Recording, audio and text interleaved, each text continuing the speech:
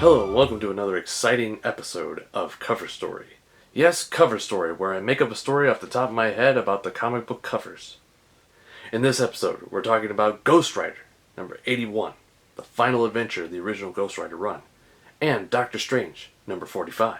So first we have Johnny Blaze, Ghost Rider. You know, he's going around doing his Ghost Rider thing. And one day he's like, oh man, I guess I'm done being Ghost Rider.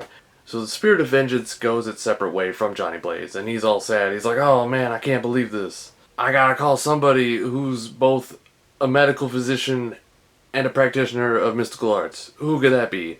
Well, he decides to call up Doctor Strange.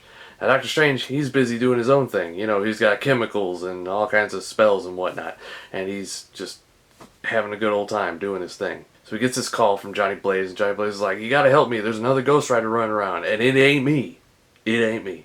So Doctor Strange is like, alright, give me a second, I gotta do some experiments still, like, for science or whatever. And he turns around, and chemicals blow up in his face, and half of his face is melted off, and he's like,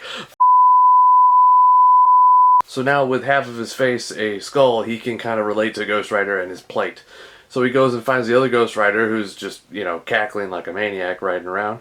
So, you know, he's just driving by, stealing old ladies' purses and throwing them at other people and swinging his chain around and whipping people in the eye and shit. And Doctor Strange is like, well, we obviously can't have that. That's just a nuisance. So evil Ghost Rider drives by Johnny Blaze and he calls him a bitch.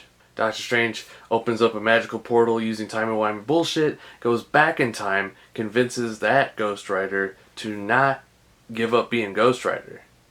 And then when he does that, the regular Ghost Rider turns out is the one riding around being a goddamn maniac, because I mean, look at him, he's a maniac. And the other non-Ghost Rider, Johnny Blaze, just fades away like, no. And because he reversed time, Doctor Strange was never distracted, so his face comes back to normal. And he's like, oh good, I'm handsome again. I look like butternut crinkle fries again. Life is good. I'm happy. All the ladies love me. The 70s never ended for Doctor Strange, but in his case it worked. Now you may ask yourself, is that a true story? No, probably not, but it is the cover story.